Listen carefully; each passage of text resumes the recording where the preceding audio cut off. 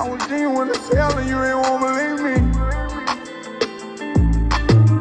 I was genuine as hell and you ain't won't believe me. I was genuine as hell and you ain't won't believe me. I was genuine as hell and you ain't won't believe me. Sometimes I wish I wasn't famous. Praises go to my creator. Gangster don't do no complaining. Remember nights when I was hunger painting. Sometimes I fast just to let the maker know I'm thankful. In the hellfire, everything below the ankle. Blow a bed and let my grandmother know I made it. It's pain I feel, crying tears, it ain't no replacement. When your spirit comfort me and say you're so amazing. Stick your chest out, lift your chin up, forever I've been with you. Beautiful and you don't look like half of what you've been through. Pressure on my shoulders, still I'm staying focused. Dealing with a lot, it ain't too difficult to know.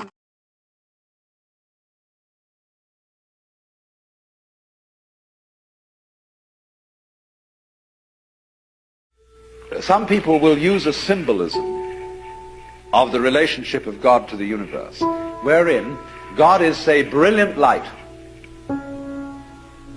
only somehow veiled, hiding underneath all these forms that you see as you look around you. So far, so good. But the truth is funnier than that. It is that you are looking right at the brilliant light now, that the experience you are having, which you call ordinary everyday consciousness, pretending you're not it, that experience is exactly the same thing as it. There's no difference at all. And when you find that out, you laugh yourself silly. That's the great discovery. Is. Do you think consciousness is clearly of brain tissue? I think it's perhaps the deepest question that faces science or even humanity at some level. How can a collection of mindless, thoughtless particles somehow yield mindful experience? And that's a deep question that science has not yet answered. And my own personal perspective is that consciousness is nothing more than the choreographed motion of particles inside a gloppy gray structure that sits inside this thing that we call a head. Do I have any proof for that? No. Does anybody have any proof for what consciousness is? Not at all at this moment. There's a deep puzzle. How can it be that by taking a collection of those particles, you can turn on the light? Here are two images of a house. There's one obvious difference, but to this patient, P.S., they looked completely identical. P.S. had suffered a stroke that damaged the right side of her brain, leaving her unaware of everything on her left side. But though she could discern no difference between the houses, when researchers asked her which she would prefer to live in, she chose the house that wasn't burning. Not once, but again and again. P.S.'s brain was still processing information from her whole field of vision. She could see both images and tell the difference between them. She just didn't know it. If someone threw a ball at her left side, she might duck, but she wouldn't have any awareness of the ball or any idea why she ducked. P.S.'s condition, known as hemispatial neglect, reveals an important distinction between the brain's processing of information and our experience of that processing. That experience is what we call consciousness. We are conscious of both the external world and our internal selves. We are aware of an image in much the same way we are aware of ourselves looking at an image, or our inner thoughts and emotions. But where does consciousness come from? Scientists, theologians, and philosophers have been trying to get to the bottom of this question for centuries without reaching any consensus. One recent theory is that consciousness is the brain's imperfect picture of its own activity. To understand this theory, it helps to have a clear idea of one important way the brain processes information from our senses. Based on sensory input, it builds models, which are continuously updating simplified descriptions of objects and events in the world. Everything we know is based on these models. They never capture every detail of the things they describe, just enough for the brain to determine appropriate responses. For instance, one model built deep into the visual system codes white light as brightness without color. In reality, white light includes wavelengths that correspond to all the different colors we can see. Our perception of white light is wrong and oversimplified, but good enough for us to function. Likewise, the brain's model of the physical body keeps track of the configuration of our limbs, but not of individual cells or even muscles, because that level of information isn't needed to plan movement. If it didn't have the model keeping track of the body's size, shape, and how it is moving at any moment, we would quickly injure ourselves. The brain also needs models of itself. For example, the brain has the ability to pay attention to specific objects and events. It also controls that focus, shifting it from one thing to another, internal and external, according to our needs. Without the ability to direct our focus, we wouldn't be able to assess threats, finish a meal, or function at all. To control focus effectively, the brain has to construct a model of its own attention. With 86 billion neurons constantly interacting with each other, there's no way the brain's model of its own information processing can be perfectly self-descriptive. But like the model of the body, or our conception of white light, it doesn't have to be. Our certainty that we have a metaphysical, subjective experience may come from one of the brain's models, a cut-corner description of what it means to process information in a focused and deep manner. Consciousness has kind of baffled us for a while. What I wonder is whether there really is no such thing as consciousness at all, and that there's some other understanding of the functioning of the human brain that renders that question obsolete. To that, I gotta say, oh wow. And am I thinking, or am I just thinking that I'm thinking? Wow. You stop. We went decades not understanding the precession of Mercury. It was this big mystery, and we invented solutions to it, like a mysterious planet Vulcan. That wasn't the explanation at all. It was obviously general relativity, another thing, not the original question. How about this? What's the nature of consciousness? Excellent. Okay, let's move on. Knowledge or perception of a situation or fact. Similar to consciousness. Concern about well-being, inform or interest, particular situation or development. And I'm reading it exactly how the website shows it. So basically, it's telling you, awareness is basically, perceiving a situation or knowing about a situation. So what does it mean to have awareness or to be aware?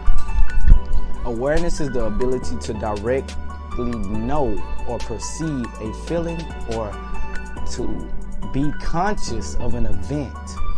More broadly, it is a state of being conscious of something. So basically, having a understanding or an awareness of something. For an example, you kind of see somebody getting robbed, or you see any type of negative or positive, regardless. Anything that you kind of see going on, you are aware of that. Or you are involved in, you are aware of it. So you have to be aware before anything. So before knowing or becoming aware of anything, though, you have to be aware of yourself. So you need to know yourself first. You need to know your weaknesses and your strengths, your beliefs and your desires in life. Keeping in touch with your emotions means you have to be self-aware. The most important characteristics of a leader is self-awareness, the ability to monitor one's own emotions, the ability to know your own feelings is a powerful thing. So the ability to know one's own emotions and reactions. Learning how to be easy. So kind of learning how not to react to a lot of stuff or let your emotions get the best of you. I feel like that's the best way to say it. If you can master these skills, it will help you become a more effective leader. So for those out there who are trying to be leaders and trying to guide people as well as their self, or they have children that they want to look up to them, you have to first, get in touch with your emotions. Also have control over your emotions. Learning how to be easy. If you can master that skill, then you're getting somewhere. It will help you become a much more effective leader. All right, I'm sorry, I kind of lost myself. And most people are not fond of spending much time on self-reflection. A lot of people don't like, the fact that look at what they wrong at. And I feel like that's a lot of most problems that we go through today. I feel like it relates to that as far as relationship, job-wise, and everything else. We don't like to reflect what we wrong at about things, but we sure do love to point out the wrong in other people. And we can't grow, we can't evolve, by pointing the finger. We kind of got to look at what, we did in that reaction to, what did we do wrong? And even though personal feedback is presented, people are not always open to it because honest feedback isn't always flattering. A lot of people don't like it when you're telling the truth. Either, it's something against them on the inside or, a lot of people just don't like the truth. If you tell people how you feel, you like the devil. So don't think, people are going to enjoy you telling the truth. That doesn't mean it's wrong. That doesn't mean you shouldn't do it. But just know there's going to be a lot of criticism that come with it. So telling the truth is not always honest. So giving your feedback is not always, good to other people. It may be good for them, but it's not good to them. Many people indeed have low level of self-awareness. However, self-awareness helps you identify opportunities for professional development and personal growth. If you want to improve your self-awareness and develop your potential, I have 12 tips that I've listed that could help you. 12 tips. So, before I give you those 12 tips, we're going to talk about what is raising awareness. What does it mean to raise awareness? So, because basically that's what my brand does. And a lot of other people, platforms, contents, as well as brand, that they stress this, right? This raising awareness. So, what is the purpose of raising awareness? Raising awareness is a process that seeks to inform and educate people about topics or issues with the intentions of influencing the ability and behavior. Let me repeat that. It's the process that seeks to inform or educate people about a topic or issue with the intentions of influencing their abilities and behaviors and belief towards the achievement of a divine purpose or goal. So basically, it's kind of giving you an influence, kind of motivating you to kind of, lean towards what they're, trying to make you aware of, such as breast cancer awareness. It brings awareness to breast cancer and try to invoke you into, basically participating and bringing awareness towards that topic. So here are my 12 tips for self-awareness and developing your own potential. The first thing you have to do is know your strengths and your weaknesses. Knowing your strengths and coping with your weaknesses will help you improve self-awareness. 2, ask for feedback as well as listen. So we have to not only talk and, give our point of view on things, but we also have to listen and see other people's point of view. A wise man once said nothing. So you can't just, run your mouth 24/7 and expect to learn something. All right. 3, develop intuitive decision-making skills. We'll get into that. 4, know your own emotional triggers. So you have to know what triggers you, what pisses you off, what gets you mad, what irritates you. You gotta know, you gotta become aware of what does that to you. 5, Set boundaries. And I'm pretty sure everybody knows what setting boundaries mean. You know, make sure there's a limit to, you know, how people treat you as far as, you know, that goes, and much more. 6, practice self-discipline. Practicing self-discipline. We have to do that, you know, and I'm not a big fan of the military, but one thing that I do know, based on my understanding, is they are very strong on self-discipline. And a lot of people who are in the military, they catch that and they learn that. They learn self-discipline fast. So that's something that we have to do. We got to be self-disciplined.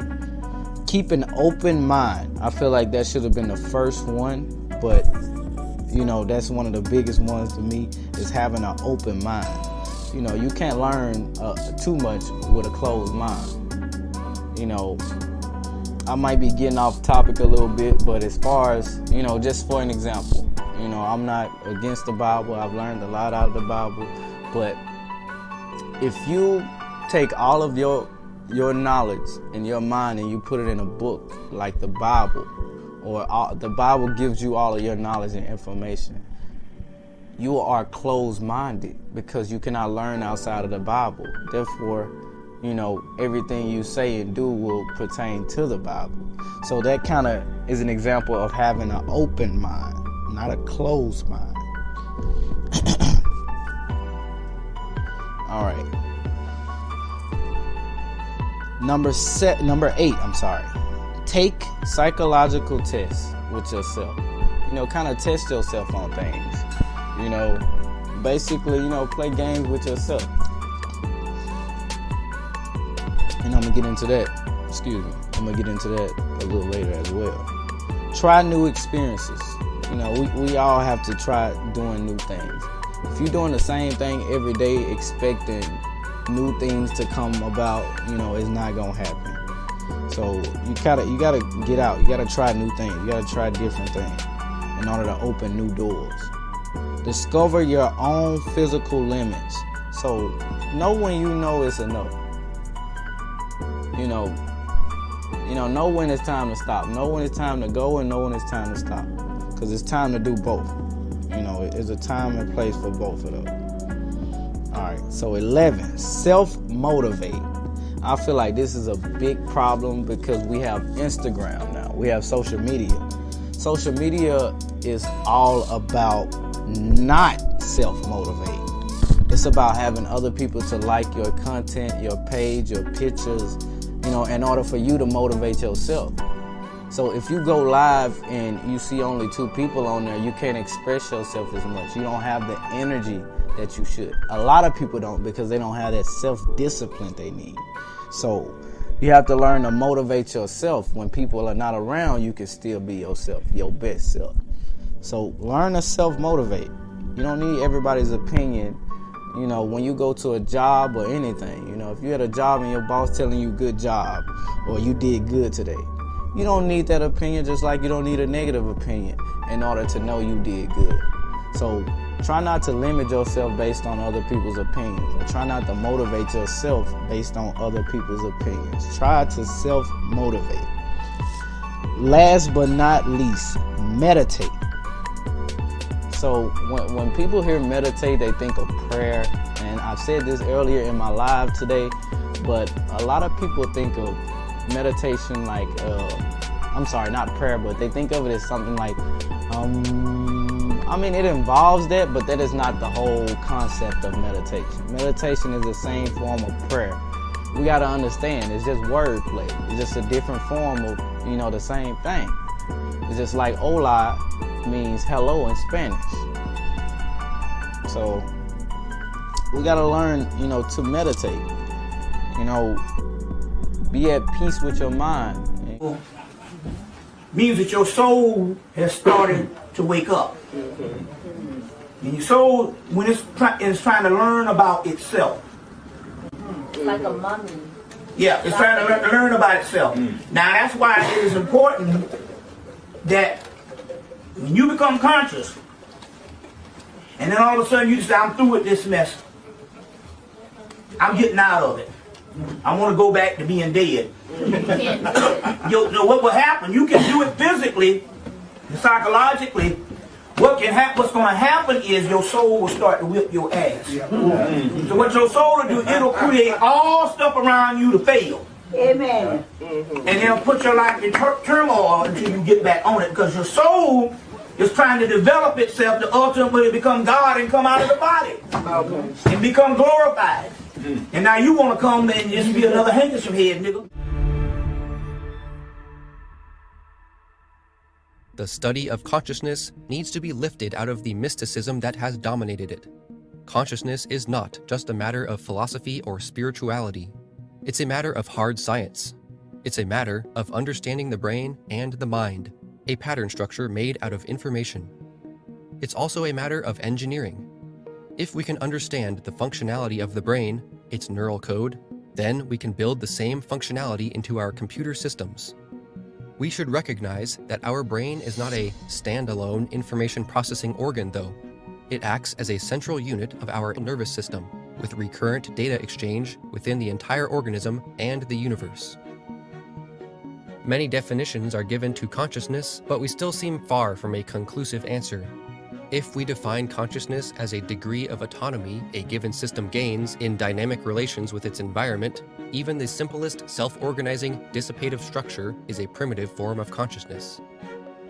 Consciousness refers to a collapse of wave of possibilities, resulting in a subjective, multisensory, perceptual experience and involving multiple parallel processes such as interpreting sensory data stream, retrieving and creating memories, using imagination, envisioning the future, planning, thinking, self-reflecting, reacting to the sensory input, and being aware about the surroundings. Consciousness is a first-person, phenomenal experience of an entity. It feels like something to be that entity. Consciousness can be identified as an underlying mathematical pattern. It can also be viewed as meta-algorithmic information processing and quantified via feedback loops in interacting with environment. In this sense, consciousness is optimized information processing. There's no consensus on what produces consciousness, but everyone, regardless of metaphysical views, can agree what it is like to be conscious. Given that consciousness is subjectivity, what consciousness is like is what consciousness is. Mind and consciousness are two different but somewhat overlapping terms related to the phenomenality of our experiential reality. Both of these terms mean different things to different people, and can refer to a broad collection of interrelated phenomena. Both terms lack uniform definitions, although generally speaking, consciousness refers to the awake state as opposed to dreamless sleep or coma, and also to subjective, perceptual awareness, which can shift, change, and move around. What most people would agree upon is that the mind is organized mental activity that is formed from the substructure of consciousness and further made possible by memory and information processing capacities of the brain. To be clear, the mind, which is a cultural term that is debated in philosophy and used in psychology, generally refers to consciousness plus autobiographical memory, personal identity, irreducible sense of self, ability for introspection, all of which we experience as qualia. Different species have a variety of their biological information processors, which unsurprisingly results in qualia diversity. All species live in their own unique sensory universes. Consciousness and optimized information processing are the two sides of one coin. Feeling and thinking are ways we process information, but our emotional sensation is normally faster than a conscious thought. Mind has been used more often as a term in philosophy, while consciousness has been used more in scientific literature. The mind that includes subjective memory and cognition emerges from the underlying field of non-local consciousness. Conscious awareness, i.e., local consciousness, is recognized as self-reflective, feedback-driven information integration. There is something it is like to be an organism. We all are partitioned realities, like mind files on the universal operating system. Minds are many. Consciousness is one. Consciousness is absolute. mind is relative. Your mind compasses all of your reality, thoughts, emotions, ideas, beliefs, intentions, attitudes, desires, motivations, and practically any other aspect of your life. Your behavior and actions are influenced by your mind, so everything must start with a thought, which will then materialize into physical reality. Your beliefs are influenced by your environment, and your thoughts, emotions, and actions are subject to your current system of beliefs. So, when we're talking epigenetic evolution, we're actually talking evolution of the mind. Contrary to conventional scientific wisdom, conscious minds as macro-level phenomena might have greater influence over the unfolding future than does the sum of their cognitive algorithms that are arguably their micro-level components. That's why human consciousness is so scientifically elusive. Neuronal circuits supposedly give rise to cognitive modules, and these immaterial cognitive algorithms, in turn, give rise to meta-algorithmic conscious awareness. All in all, at least 2 layers of emergence on top of tangible neurons. Mammalian neural circuits, referred to as the limbic system, are responsible for human emotional intelligence and forming of long-term memories. The main structures of the limbic brain are the hippocampus, amygdala, and hypothalamus. The neocortex, the latest evolutionary addition, is present in primates and now culminated in the human brain with its 2 large cerebral hemispheres.